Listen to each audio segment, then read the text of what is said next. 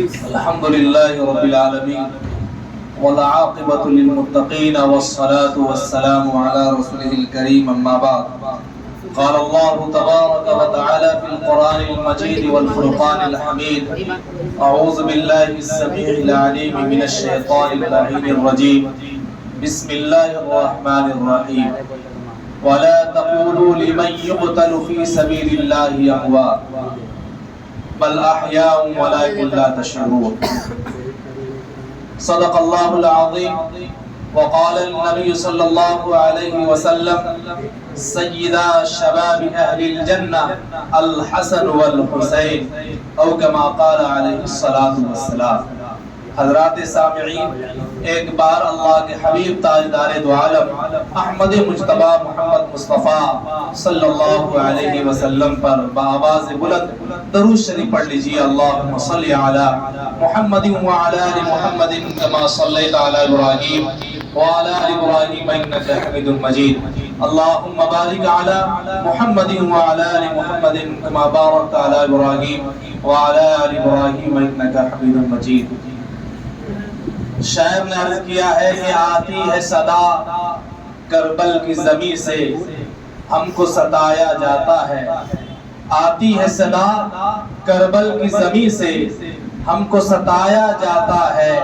جب ماہ محرم آتا ہے تب ڈھول بجایا جاتا ہے. داڑھی کو منڈایا جاتا ہے، مونچھوں کو پڑھایا جاتا ہے. حسنین کے نانا کے دل کو اس طرح دکھایا جاتا ہے. یہ تعزیہ داری کیا ہے اے جوہر، دنیا والوں کو بتلاؤ. یہ ابن علی کا سر ہے جو نیزوں پہ اٹھایا جاتا ہے. حضرات سامعین، میں نے آپ حضرات کے سامنے قرآن مقدس کی ایک آیت کریمہ تلاوت کی اور حدیث کا ایک ٹکڑا بھی پیش کیا ہے. یہ ماہ محرم جس کو اللہ تبارک و تعالیٰ نے تخلیق دی ہے، یہ مہینہ بھی اللہ کا بنایا ہوا ہے، یہ نظام بھی اللہ کا بنایا ہوا ہے. تو جب اللہ تبارک و تعالیٰ نے نظام بنایا اور نظام بنانے کے ساتھ ساتھ کائنات کو بھی وجود بخشا، اس کے ساتھ ساتھ مہینے کو دو حصوں میں تقسیم کر دیا. اب آپ سوچئے گا کہ مہینہ وہ محرم کا ہو اور دو حصوں میں تقسیم کیسے ہو سکتا ہے؟ تو یہ بات سمجھئے کہ اللہ تبارک و تعالیٰ نے تقسیم کیا ہے، کسی مسلک والوں نے تقسیم نہیں کیا. یہ اللہ تعالیٰ نے تقسیم کیا ہے. اور تقسیم کیسے ہوا ہے؟ ایک طرف عزت والوں کی ایک جماعت کو تیار کیا اور ایک طرف جو ہے ذلت والوں کی جماعت تیار ہوئی. اسی لیے اس محرم کا نام محرم الحرام رکھا گیا اور اس کے معنی ہی آتے ہیں عظمت والا، احترام والا، محترم والا. یہ مہینہ ہے تو جو اللہ اور اس کے رسول کے مطابق اپنی زندگیوں کو اس راہ پر لے کر چلتا ہے وہ محترم کہلاتا ہے، وہ عزت والا کہلاتا ہے، وہ عظمت والا کہلاتا ہے. اور اسی کے برعکس اگر کوئی ابلیسی کام کرتا ہے، کوئی اللہ کی نافرمانی والا کام کرتا ہے، اللہ اور اس کے رسول کے بغاوت میں کام کرتا ہے، فرمان رسول کو توڑتے ہوئے اپنی زندگیوں کو گزارتا ہے، تو یہ ذلت والوں کی جماعت. تو ایک طرف عزت والی جماعت، دوسری طرف ذلت والی جماعت. اب آئیے عزت والی جماعت کون ہے اور ذلت والی جماعت کون ہے، یہ سمجھنے کی چیز ہے. حضرت آدم علیہ السلام کو اللہ نے مٹی سے وجود بخشا، ان کی خمیر تیار ہو گئی. اللہ نے اس میں روح ڈالا کہ آدم کو سجدہ کرو.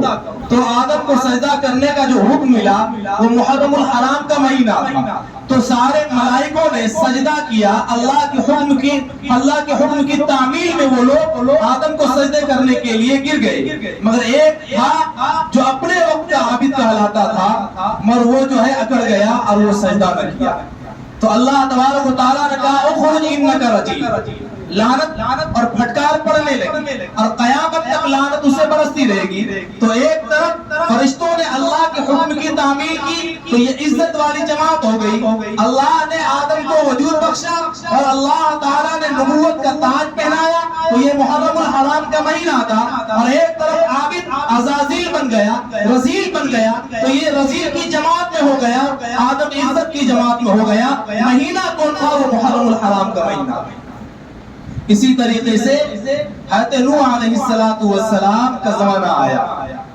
حضرت نوح علیہ السلام کا جو زمانہ آیا اس میں بھی 5 بتوں کی پرستش ہوتی، جس کو سورہ نوح میں ذکر کیا گیا، وَدًّا وَلَا سُوَاعًا وَلَا يَغُوثَ وَيَعُوقَ وَنَسْرًا۔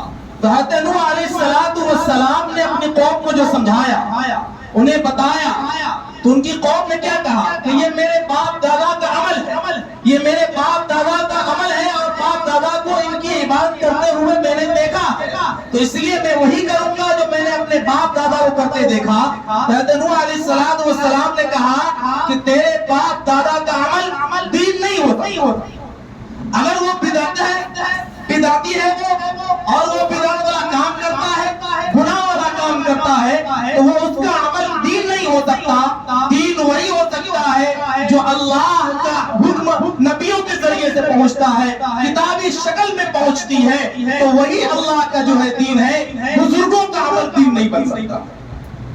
تو اللہ تبارک و تعالیٰ نے جو عذاب بھیجا، آب عذاب یعنی پانی کا جو عذاب بھیجا، وہ محرم کا مہینہ، مگر 6 مہینہ پہلے رجب میں بارش ہوئی، زمین میں پانی اگلا، 6 مہینہ تک بارش اور زمین پانی اگلتی رہی، اور کشتی جو ہے حضرت نوح علیہ السلام کی تیرتی رہی، اور جب ایک جگہ پر یہ کشتی رکی، پہاڑ پر ٹھہری، وہاں جب وہ اترے، قوم جب ہلاک ہوئی، تو وہ محرم کا مہینہ تھا، اور نوح علیہ السلام اور ان کے ماننے والے بحفاظت عزت سے اترے۔ تو بتایا گیا تاریخ میں کہ جو ڈوبے، جو اللہ کے نافرمان تھے، وہ محرم کے مہینے میں ڈوبے، جو بچائے گئے وہ عزت والے تھے، وہ محرم کے مہینے میں بچائے۔ اسی طریقے سے حضرت موسیٰ علیہ السلام کا زمانہ آیا، تو موسیٰ علیہ السلام بھی اس مہینے میں دریا عبور کیا، یعنی دریا پار کیا۔ تو جو حضرت موسیٰ کے ماننے والے تھے انہوں نے دریا پار کیا، اور جو نہیں ماننے والے تھے اللہ اور اس کے نبی کو یعنی فرعون، تو وہ دریائے نیل میں جو ڈوبا وہ اسی مہینے میں ڈوبا۔ پتا چلا عزت والے بچائے گئے، ذلت والے ڈبائے گئے۔ مہینہ کون تھا؟ وہ محرم کا مہینہ۔ اسی طریقے سے حضرت ابراہیم علیہ السلام کا زمانہ آیا، حضرت ابراہیم علیہ السلام کو جب آگ میں ڈالا گیا تو محرم کا مہینہ تھا، اور اللہ نے ان کو جو ہے قرب عطا کیا، اور انہی کا جو دشمن تھا وہ جو ہے نمرود، اسی مہینے میں اللہ کے حکم سے ایک مچھر ان کے ناک کے ذریعے سے گھسا، اور اس کے بعد اس کے جو حال احوال پوچھنے آتے وہ جو ہے نمرود کہتا حال بعد میں پوچھو، دریافت بعد میں کرو، پہلے اپنے جوتے سے میرے سر پر وار کرو۔ تو اس جوتے کے پڑنے سے جتنے جوتے پڑے اور وہ مرا، وہ محرم کا مہینہ تھا، اور حضرت ابراہیم کو جو عزت ملی، جو تاج ملا، جو وقار ملا، جو قرب عطا کیا اللہ نے، وہ محرم کا مہینہ تھا۔ اسی طریقے سے حضرت محمد رسول اللہ صلی اللہ علیہ وسلم کا جو زمانہ، ان سے پہلے جو ابابیل فیل کا جو واقعہ ہوا، ابرہہ جو خانہ کعبہ کو ڈھانے کے لیے آیا، تو اللہ تبارک و تعالیٰ نے جو خانہ کعبہ کی حفاظت کی، اور ابرہہ کی جو شامت ہوئی، خانہ کعبہ کی حفاظت ہوئی، جنہوں نے اللہ کو مانا، جنہوں نے اللہ کے گھر کی حفاظت کے لیے کمر بستہ ہوئے، اللہ تعالیٰ نے اسے عزت سے نوازا، اور جو خانہ کعبہ کو منہدم کرنے آئے، خانہ کعبہ کو ڈھانے آئے، یعنی ابرہہ، تو اللہ تبارک و تعالیٰ نے انہیں نیست و نابود کیا۔ وہ مہینہ بھی ماہ محرم الحرام کا۔ یہ دو جماعت بن گئی، ایک عزت والی، ایک ذلت والی۔ اب آئیے، یہی وہ جماعت جو کربلا پہ پہنچے، 72 تھے عزت والے اور باقی تھے ذلت والے۔ میں اس میں نہیں جاتا کہ کون حق پر تھا، کون کیا تھا، اس لیے کہ تاریخ جنہوں نے بھی لکھی، جب 72 لوگ کربلا میں شہید ہوئے، میں اس پوری وضاحت میں نہیں جانا چاہتا۔ 72 لوگ جو کربلا میں شہید ہوئے، حضرت حسین رضی اللہ عنہ کے ساتھ، اور اس میں سے ایک بچہ جو بچا وہ زین العابدین، جو خیمہ میں پڑا رہا، اور کئی مہینے تک وہ جو ہے گفتگو کسی سے نہیں کیا۔ واقعے کے بعد 40 سال تک وہ زندہ رہے، مگر انہوں نے ایسا کوئی کام کیا ہی نہیں جو کا شمار ذلت والوں میں۔ اور اگر واقعہ کا جس نے بھی نقشہ کھینچا تو وہ کون تھا جو نقشہ کربلا کا کھینچا ہوگا؟ اگر 72 حق پر تھے تو 72 شہید کیے گئے، اور 72 کے علاوہ جو لوگ کربلا میں تھے وہ حق پر نہیں تھے، تو روایت کس نے کیا، کربلا کا منظر کس نے کھینچا، یہ بات الگ ہے۔ جو مکھن اور ملائی لگا کر کے جو کربلا کے واقعہ کو کھینچا جاتا ہے نقشہ، پہلے اس تاریخ پر تو توجہ دے کہ جو 72 شہید ہوئے تھے بچے کون، جنہوں نے منظر کھینچا، جنہوں نے کہا کہ یہ ہوا وہ ہوا۔ تو میں سمجھتا ہوں کہ جو 72 جو تھے وہ عزت والی جماعت، جو ان کے علاوہ کے جو اپنے مقابل جماعت کھڑی تھی وہ رذیل تھی، ذلت والی جماعت۔ اب عزت والی جماعت جامع شہادت نوش کیا، اور اسی لیے میں نے جو شعر میں جو الفاظ کہے کہ آتی ہے صدا، صدا کے معنی آواز، آتی ہے صدا کربل کی زمین سے، ہم کو ستایا جاتا ہے، جب ماہ محرم آتا ہے تب ڈھول بجایا جاتا ہے۔ عزت والی جماعت ڈھول نہیں بجاتی، یاد رکھیے۔ اگر باپ دادا نے غلطی کی، حضرت حسین کو، وہ کون لوگ تھے جو کوفہ میں بلا کر کے حضرت حسین کو شہید کیا، اسی لیے اپنے باپ دادا کی کمزوریوں کو، ان کی مجرمانہ حرکتوں کو چھپانے کے لیے ڈھول بجاتے اور جشن مناتے۔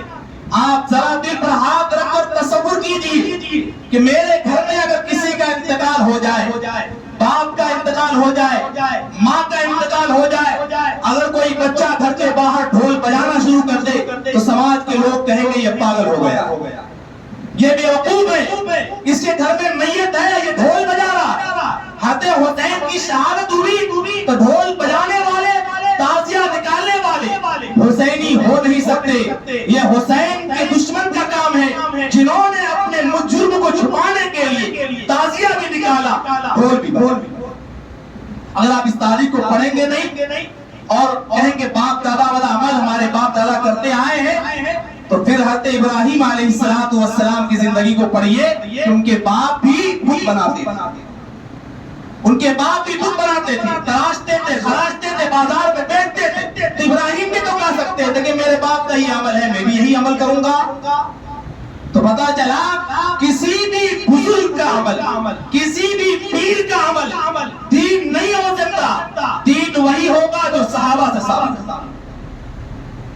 تو اس لیے اب مقابلہ ہوتا، تازیہ بنانے کا مقابلہ ہوتا، جس کا اچھا تازیہ ہو، جس کا بہترین تازیہ ہو، بانس کو تراشا جاتا ہے، اس کو جو ہے خراشا جاتا ہے، اور بانس میں بانس جوڑ کر کے مقابلہ ہوتا ہے کہ کس کا تازیہ بڑا ہے، سلطان گنج والے کا بڑا ہے یا عالم گنج والے کا بڑا ہے یا پھلواری والے کا بڑا ہے۔ یعنی مقابلہ ایسا ہوتا ہے کہ اگر اسے ہاں نہ کیا جائے تو یہ تازیہ سے لگتا ہے کہ آسمان میں چھید کر دے، یہ حالت اتنی بلندی تازیہ، اور لگتا ہے کہ اگر اس کے اختیار میں ہو تو آسمان میں پہنچا دے۔ یہ تازیہ کہاں سے نکلا؟ یہ تیمور کون تھا؟ حضرت حسین کا ننیالی نہیں تھا، حضرت حسین کا ددیالی نہیں تھا، حضرت حسین کا سسرالی نہیں تھا، حضرت حسین کا کہیں سے کوئی رشتہ تیمور لنگ سے نہیں تھا۔ یہ تازیہ نکالنے والے یہ وہی کوفہ کے لوگ تھے، وہی شیعہ کے لوگ تھے۔ آج پوری دنیا میں دیکھیں تازیہ بنانے والے، ماتم کرنے والے، ڈھول تاشا بجانے والے، یہ سارے کے سارے لوگ شیعہ طبقہ سے تعلق رکھنے والے۔ عمر کی شہادت میں بھی نہیں کہا، حضرت عثمان کی شہادت میں بھی نہیں کہا، حضرت حسن کو ذات دلوانے میں بھی نہیں کہا، حضرت حسین کو شہادت کرنے والے بھی یہی لوگ۔ اگر آپ تاریخ نہیں پڑھیں گے اور یہ بیان سنیں گے تو کہیں گے یہ مولوی وہابی ہو گیا، یہ مولوی وہابی ہو گیا۔ جب تاریخ سے آپ کو واسطہ نہیں ہوگا تو آپ فوراً یہ الزام لگائیں گے یہ مولوی وہابی ہو گیا۔ تاریخ جب بھی پڑھیں گے آپ کو صحیح علم ہوگا۔ اگر آپ دیکھا دیکھی رسم و رواج میں پڑھیں گے کہ یہ تو باپ داداؤں سے چلا آ رہا ہے تو یاد رکھیے گمراہی۔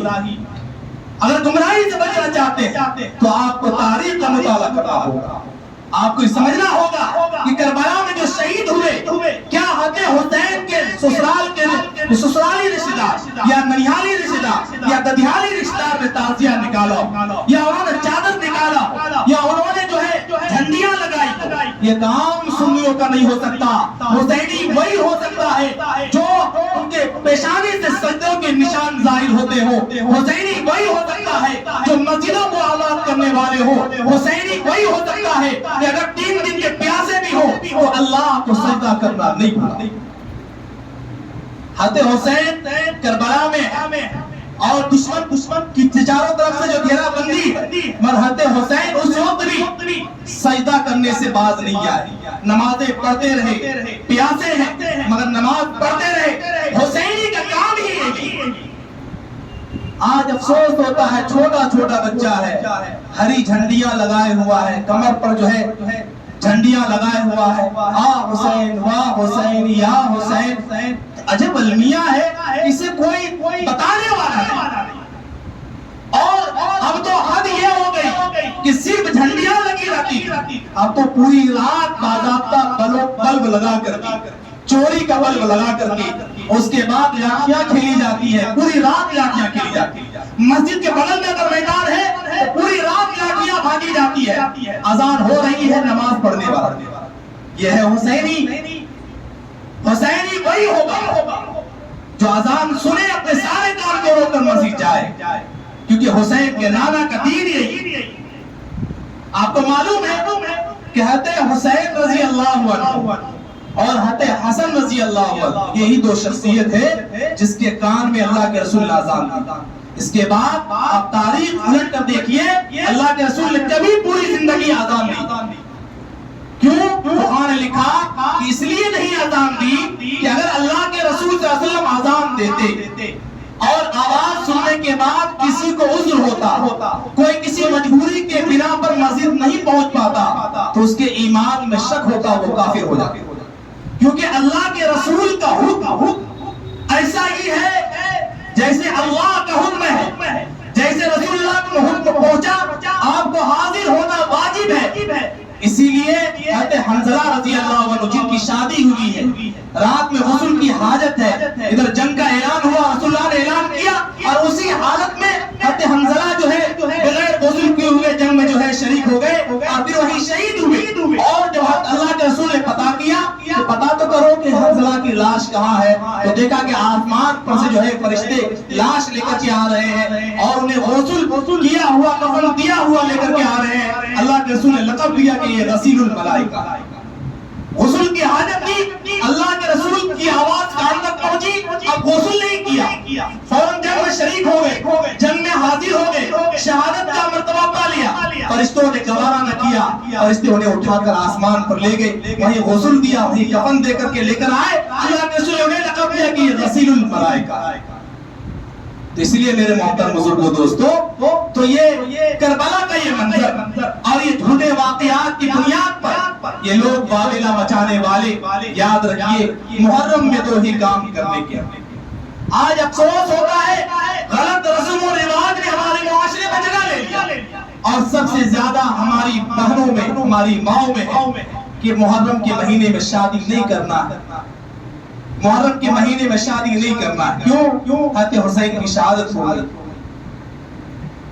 تو رمضان مبارک میں، شوال المکرم میں، جسے سید الشہداء کا لقب دیا گیا، حضرت حمزہ رضی اللہ عنہ، شوال کا مہینہ بھی منحوس ہونا تھا تو عید نہیں منانا چاہیے تھا۔ ذی الحجہ کے مہینہ میں حضرت عثمان کی شہادت ہوئی، بقرعید نہیں منانا چاہیے تھا، منحوس ہوتا۔ یاد رکھیے اللہ تبارک و تعالیٰ نے عبادت مقرر کیا ہے۔ ظہر کی نماز کا وقت اپنی جگہ وقت متعین ہے، مغرب کی نماز کا وقت متعین ہے، حج کا زمانہ آئے گا ذی الحجہ کا، وہ مہینہ مقرر ہے، اس کے علاوہ حج نہیں ہو سکتا۔ رمضان المبارک کا مہینہ آئے گا تب یہ 30 دن کے روزے فرض ہے، وہ روزہ رکھا جائے گا۔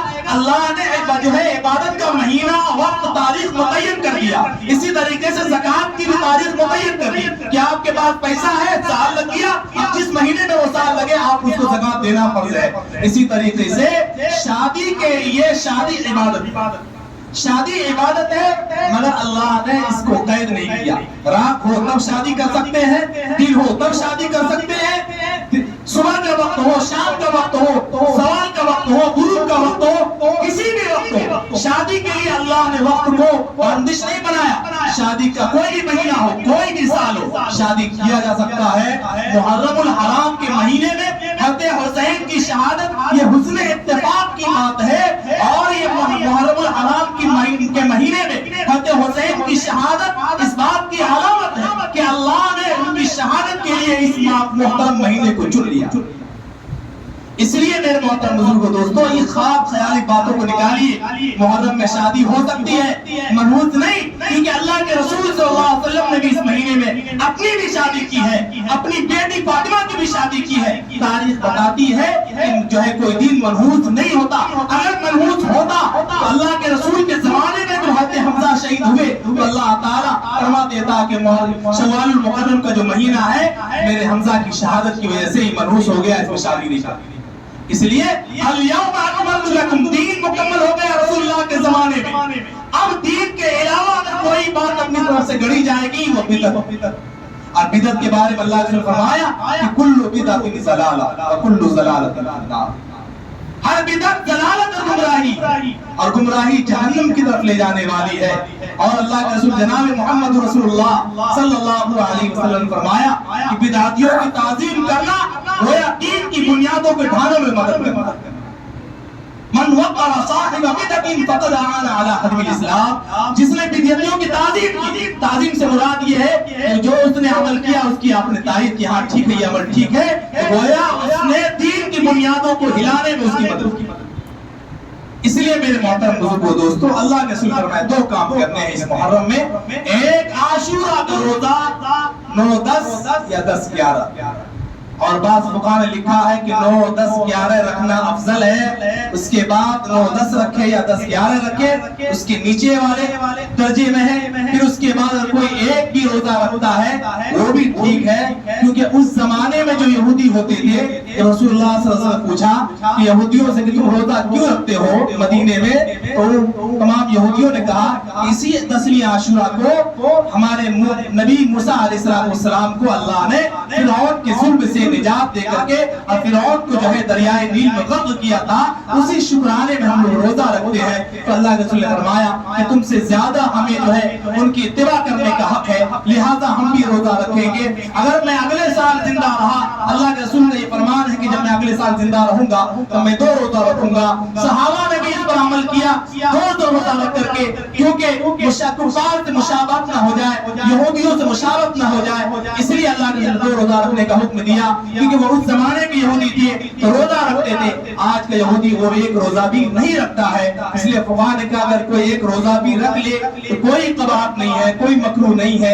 کیونکہ کل کے یہودی میں اور آج کے یہودی میں ایسے ہی فرق ہے جیسے کل کے مسلمان میں اور آج کے مسلمان میں فرق ہے. کل کے صحابہ کو آپ دیکھیں, آج کے مسلمان کو دیکھیں, زمین آسمان کا فرق ہے. ویسے یہودیوں کا کل کے یہودیوں میں اور آج کے یہودیوں میں فرق ایسے ہی ہے. اس لیے آج کا یہودی روزہ نہیں رکھتا, اس لیے اللہ کے رسول صلی اللہ علیہ وسلم نے فرمایا کہ 9, 10 رکھے یا 10, 11 رکھے, اس کی مشابہت نہ کرے.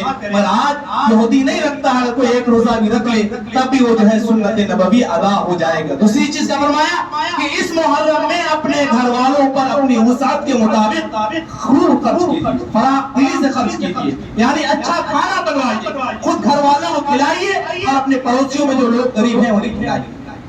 یہ 2 چیز اللہ کے رسول نے کہا. اس کے علاوہ اگر کوئی دکھا دے کہ صحابہ نے اس کے علاوہ کوئی عمل کیا ہو, اگر کوئی دکھا دے کہ صحابہ کے بعد تابعین کا درجہ ہے, تبع تابعین کا درجہ ہے, اس کے بعد ائمہ مجتہدین کا درجہ ہے, اور کوئی دکھا دے کہ یہ لوگوں نے جن کی ہم تقلید کرتے ہیں, امام اعظم ابو حنیفہ ہو یا امام شافعی ہو یا امام احمد بن حنبل ہو یا امام مالک ہو, کوئی بھی امام سے آپ دکھا دے کہ اس کے علاوہ کوئی اگر عمل کیا ہو تو وہ دین ہو.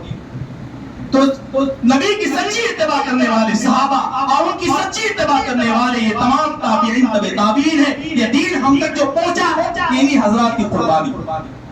اس لیے شاعر نے کہا کہ مدیر دل سے پوچھا ہے پتا کہ کیا حسین, دھڑک دھڑک کے بول اٹھا صدا صدا حسین ہے, شان اہل بیت دے سبھی قسم مثال ہے, کوئی نہیں حسین سا, حسین بس حسین ہے, عمر سے چل عمر, بشر سے چل بشیر, بڑے بڑے کہہ گئی بہت بڑا حسین ہے, شان اہل بیت دے سبھی قسم مثال ہے, کوئی نہیں حسین سا, حسین بس حسین ہے, عجب لڑی ہے جنگ یزید سے، وہ اس سے بڑھ کے جیت گیا۔ یزید تھا، حسین ہے۔ یزید کا ذکر نہیں ہوتا ہے، حسین کا ذکر ہوتا ہے، کیونکہ یہ حق والے تھے۔ جو باطل تھے ان کی جماعت کو اللہ تبارک و تعالیٰ نے الگ کر دیا۔ اسی لیے میرے محترم بزرگوں دوستو، جو سچا حسینی ہوگا، جو سچا حسینی کو ماننے والا ہوگا، تو اسی کے تعلق سے شعر کرتا ہے کہ ملے گی جنت، پیے گا کوثر، اسی کو محشر میں چین ہوگا۔ نبی محبت کریں گے اس سے کہ جس کے دل میں حسین ہوگا۔ حسین کے علاوہ اگر تعزیہ والے ہوں گے، چادر و کاغذ والے ہوں گے، علم لینے والے ہوں گے، تو یاد رکھیے وہ ان سے نبی محبت کبھی نہیں کریں گے، کیونکہ یہ حسین کے دشمنوں کا کام ہے تعزیہ نکالنا، یہ چادر نکالنا، یہ علم نکالنا، یہ ساری چیزیں بدعات ہے۔ اور بدعات کے متعلق جب اللہ نے فرما دیا کوئی جہنمی ہے تو وہ اللہ کے رسول کا نہیں ہو سکتا۔ اللہ تعالیٰ سے دعا ہے اللہ تعالیٰ ہم تمام مسلمانوں کے اہل سنت زیادہ عمل کی توفیق ارزانی نصیب فرمائے۔ الحمدللہ علی الذات عظیم الصفات سمیع السمات کبیر الشان جلیل القدر رفیع الذکر مطاع الامر جلی المرہان فخیم الاثم عزیز العلم وسیع الحلم کثیر الغفران جمیل الثناء جزیل العطاء مجیب الدعاء علیم الاحسان سریع الحساب شدید العقاب علیم العذاب عزیز السلطان ونشهد أن لا إله إلا الله وحده لا شريك له ونشهد أن سيدنا ومولانا محمدا عبده ورسوله المبعوث إلى الأسود والأحمر المنعوت بشرح الصدر ورفع الذكر وصلى الله عليه وعلى آله وأصحابه الذين هم خلاصة العرب العرباء وخير الخلائق بعد الأنبياء أما بعد فيا أيها الناس وحدوا الله فإن التوحيد رأس الطاعات واتقوا الله فإن التقوى ملاك الحسنات وعليكم بالسنة فإن السنة تهدي إلى الإطاعة ومن أطاع الله ورسوله فقد رشد واهتدى وإياكم والبدعة فإن البدعة تهدي إلى المعصية ومن يعص الله ورسوله فقد ضل وغوى وعليكم بالصدق فإن الصدق يجيب الكذب يولد وعليكم بالإحسان فإن الله يحب المحسنين ولا تقنطوا من رحمة الله فإنه أرحم الراحمين ولا تحبوا الدنيا فتكونوا من الخاسرين ألا وإن نفسا لن تموت حتى تستكمل رزقها فاتقوا الله وأجملوا في الطلب وتوكلوا عليه فإن الله يحب المتوكلين وادعوه فإن ربكم مجيب الداعين واستغفروه يمددكم بأموال وبنين أعوذ بالله من الشيطان الرجيم بسم الله الرحمن الرحيم وقال ربكم ادعوني أستجب لكم إن الذين يستكبرون عن عبادتي سيدخلون جهنم داخرين بارك الله لنا ولكم في القرآن العظيم ونفعنا وإياكم بالآيات والذكر الحكيم إنه تعالى جواد كريم ملك بر رؤوف رحيم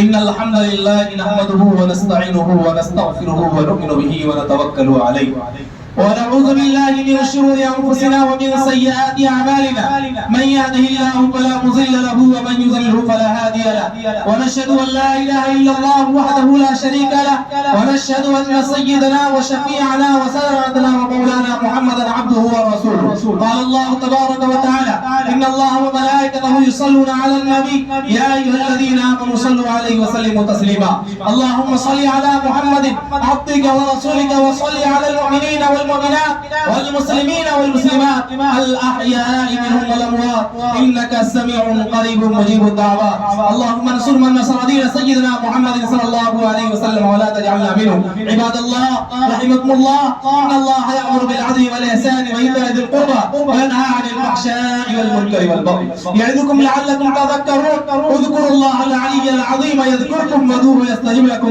ولذكر الله تعالى أعلى وأولى وأعز وأجل وتم وأهم وأعظم أكبر والله